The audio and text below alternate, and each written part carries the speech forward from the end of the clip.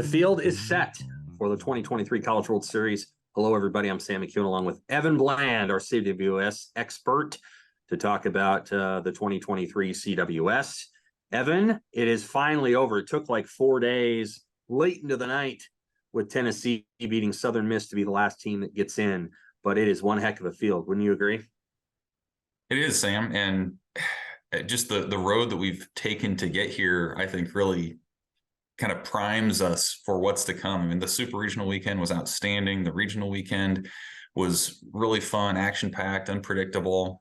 And what we're left with is, we talked about a couple weeks ago, over-under on 3.5 SEC teams. We both confidently said over, and it's actually under. And it's kind of, I think, telling about how we perceive the field now, to where we see there are 3 SEC teams in the College World Series, and we think, oh, that's kind of a low number. That's sort of the standard that they've set at this point. But you've got a couple ACC powers in Wake and Virginia. You've got sort of your mainstay in Stanford from the West Coast. TCU breaks through, and you've got your big darling, sort of you're channeling your inner Stony Brook 2012 or Fresno States from back in the day. You got Oral Roberts as the 4th seed. So a little bit of something for everybody. If you want the brand name stuff, if you want the underdog, whatever part of the country, it should be a really fun event. It does feel like people may look at this setup and say the second night, which is essentially bracket 2, just has more firepower than the first night. I'm not sure I agree with that. I think that the 2-7 matchup on Friday night could be the eventual national champion could come out of that game. I think you might agree. But talk a little bit about just what seems to be like the more fun of the 2 days seems to be Saturday, but that Friday matchup could be really interesting as well. Yeah, I know, it's a good point. Like the Friday night game, Virginia, Florida. I mean, we talked a couple weeks ago. I felt like Virginia had the pieces to make a national title run. I still think that. I mean, it's a really strong field, of course. But like the more that I've looked at the field and the star powers, Virginia kind of goes under the radar a little bit. Like they don't have the guy that throws 99 or 100. They don't have like the top MLB draft picks that a lot of these other teams might. They're just a really deep team. And Florida does have some star power, by the way. Jack Caglione is becoming the face of college baseball. He's the premier 2-way player in the country. He's got 30-plus home runs. He's their 3rd starter who can touch 98, 99 with his fastball. So he's worth the price of admission too. But you're right, like the Saturday bracket, those 2 games, man, that's going to be a ton of fun. That evening game, Tennessee LSU, when you have 2 fan bases that'll have been in town and sort of rubbing up against each other for the last day or so, that's going to be a dynamic event. I mean, you're talking power arms, power names.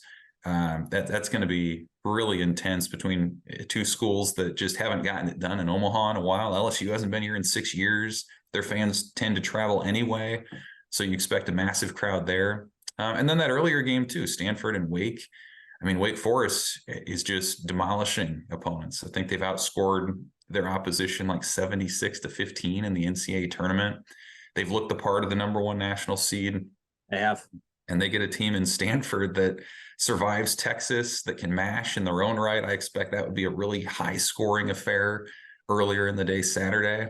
So yeah, it's just, you got a little something for everybody. You got whatever region you want to pick, whatever style of baseball, underdog, favorite, like find your game and settle in, because it's going to be a lot of fun.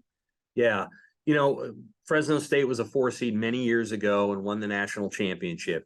That's what you call a non-traditional 4 seed winning the title. Fresno was a 4 seed that year, but Fresno's history was not that of a 4 seed. Oral Roberts is a 4 seed, just like Stony Brook was a 4 seed. Although, I think people go, oh, Oral Roberts probably has a good baseball program. They're in the Summit League. So the Cinderella run that they've had, wild games against Oregon, incredible games against Oregon over the weekend. I think everybody was rooting for Oral Roberts to be here. Do they or does Wake Forest become the adopted team of Omaha outside some of the other schools that are coming up? I think it's got to be Oral Roberts personally. I mean, Wake's clearly the best team, and they've shown that they've been the best team all season. I wonder how well they'll travel. I mean, they're a small private school in North Carolina. What's the excitement level there? I think that'll be fascinating to see. Of course, they haven't been here since 1955. So what does that look like when they step onto the big stage? But I mean, Oral Roberts, yeah, I think it's got to be them. I mean, you start looking at some of the crashers of this event over the years. You got to go back to Fullerton in 2017, the last time it was a non-power league team that made it this far. Like you said, it's the Summit. The Summit is a league that's never had an at-large bid ever in its history. It's never had an active member representing it on the College World Series stage. So this is a new deal for them. Really cool story, though. I mean, their coach is personable. Ryan Fulmar, 20 years ago, he was the color voice for Oklahoma State baseball radio broadcasts. And now he's the head coach of a College World Series team. He was a catcher for Oklahoma State on the 96 CWS squad that they had. So, you know, just a team that's easy to root for. Their closer, Cade Denton, is one of the more dynamic relievers in the country. They have a slugger, Matt Hogan, you know, who's sort of their big bopper. And then I think they gained some equity throughout the tournament, like you mentioned. I mean, the way that they went through the Stillwater Regional, and then the way that they you know, they blew that 8-run lead against Oregon on Friday night in the Supers, and they come back, they rally on Saturday with 2 outs and finish the job, and then they finish it out, you know, in the decisive game 3. So it's a really easy team to root for. People probably remember the program a little bit from what the men's basketball team did in 21, reaching the Sweet 16 as a 15 or whatever they were. So yeah, it's a cool story. They're beating bigger programs with bigger budgets and bigger names, and really easy, I think, for folks to root for in the next week or so. LSU's the 4 seed, but in a lot of ways, people consider them the favorite of this tournament, of the CWS. They do have the best pitcher in college baseball, and they may have the best player in college baseball. I think, like you mentioned, the guy in Florida is maybe the best player. But they have the best pitcher. LSU baseball. Is this it? Is this their year to win the national title based on what they've got? I mean, they have as good a chance as anybody. I think I put them sort of in a similar category with Wake, in that they're so talented, like overwhelmingly so, but there's always that question of how do you respond on the big stage? And we've seen that a lot over the years. Like, these really good teams get to Omaha, and sometimes it might take them a game. And by then you might be in the loser's bracket and have no margin for error. So, you know, I think LSU's advantage, even on Wake, maybe, is that they've played in front of big crowds all season. That's a media market and a fan base that really scrutinizes everything that they do. So maybe that leap to Omaha isn't nearly as pronounced as it would be for some other programs. But I mean, it's a huge advantage when you have a guy like Paul Skeens who can come out there on Friday. I mean, he could pitch in the major leagues next month if he was eligible to. Like, he's that good. Dylan Cruz, same sort of deal. I mean, those are guys that could go 1-2 in the major league draft next month. So that's a heck of a place to start before you even throw in guys like Tommy White, who's been here before at NC State. I mean, yeah, that's a name that I think a lot of fans know. The pitching has really shored up from what it's been the last couple of years at LSU. That's sort of the thing that's held them back from reaching Omaha. And, you know, it's a team that built itself through the portal in the offseason. Let's be honest. Like, that's just how it is in college baseball. They have the NIL money to do that. And so they've been able to add some impact arms, impact bats. Yeah, they have the tradition. They'll have a fan base. I think we've seen in recent years with Mississippi State and Mississippi what Omaha can look like when it's packed with an SEC crowd that's really on fire for its team. And I think LSU absolutely has the potential to be that this year. Let's sit there with Paul Skeens for a second. He's going to hit 200 strikeouts. There's a good chance of that if he pitches twice. He might do it if he pitches once. He's at 188 right now. He's averaging 16 strikeouts per 9 innings. Again, the sport's changed, you know, but this is the best pitcher since when? Since when has there been a pitcher this good at the College World Series? Carlos Rodon? Garrett Cole? Like, how good does it get? Yeah, Garrett Cole, Trevor Bauer, maybe. Yeah, Rodon. Those are probably good names. I mean, Ben McDonald, I remember this as a kid. This might have been a little before your time, but I remember the night that Ben Donald pitched, and he did not pitch well at the College World Series when they were over at Rosenblatt. I remember that night on a Saturday night, greatest pitcher in college baseball history, Ben McDonald's there, and he didn't pitch that well. I think there was a lot of pressure and there was a lot of notoriety and a lot of focus, and it just didn't go that well. And I'm curious what'll happen. I mean, Paul Skeens doesn't need to throw a curveball. Like does he? He doesn't have to. Not if you can throw 102. Yeah.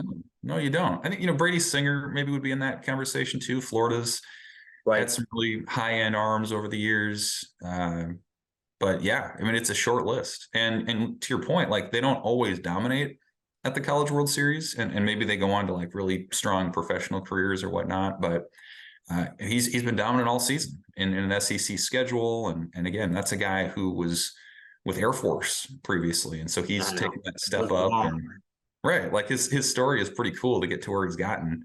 And I suppose, you could argue either way as to the merits of the transfer portal and with him as an example, right? Like he's not someone who would have gotten that chance if he had stayed at Air Force. But on the other hand, of course, the rich get richer. And so you can kind of go either way. But it'll be fun, man. I mean, you're going to have a full house Saturday night. Tennessee is going to be rooting against you, national TV. What can a guy like Paul Skeens do against that Tennessee lineup that's been pretty strong in its own right? And Tennessee has maybe the second best pitching staff in the country behind Wake Forest, which has the best. I mean, LSU's got the best pitcher. They don't have the best staff. It's either Tennessee or Wake Forest. Yeah. So Tennessee will throw a guy that I'm guessing it could be a total showdown. It could be 2-1.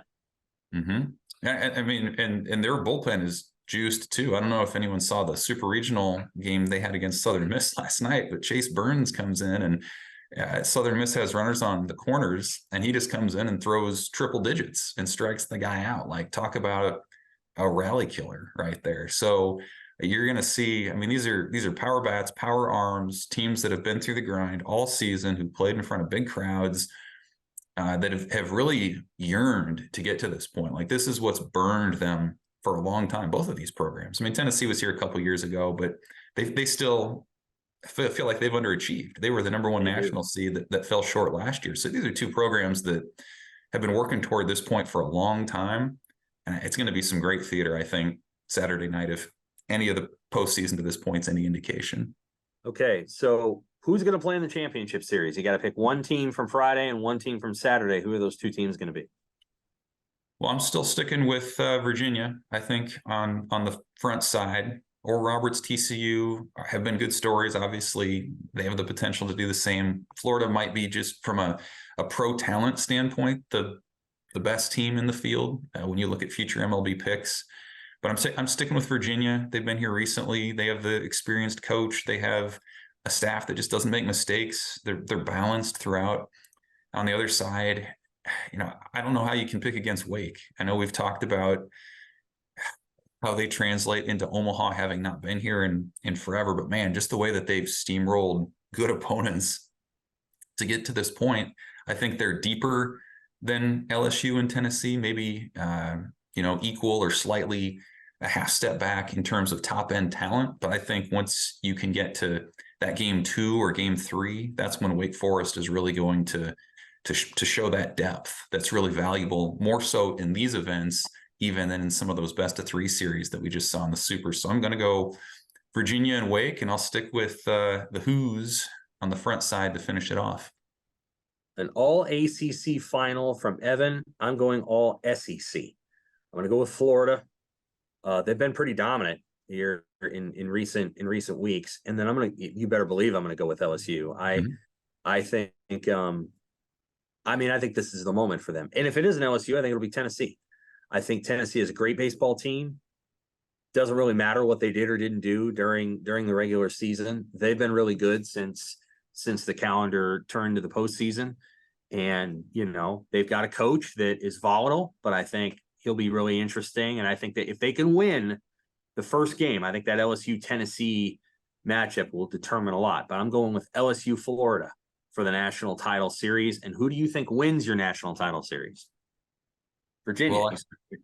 Oh yeah, I'm still sticking with Virginia. I know they're sort of the unsung team in this. Let me just ask this. Why, if Wake Forest was better all year than Virginia, would they then lose to Virginia in the College World Series title game series? Well, we're not talking a full season sample size. We're talking best 2 out of 3 at that point. And I think, Right. again, I think it becomes depth at that point. When you're talking about having been here for 10 days and some teams are going to start bringing guys back on short rest and figuring things out. I just feel like those are the teams that have the ability to throw a 4th or a 5th guy and get a lot from them. And we've seen that a lot in the College World Series over the years, including our most recent national champs, where you're in a tight spot and you put out some guy who's a sophomore who's maybe been a midweek starter and you go 7 and strikes out 8, maybe gets you a quality start. Like I think that's the ability that those teams have, that Virginia and Wake have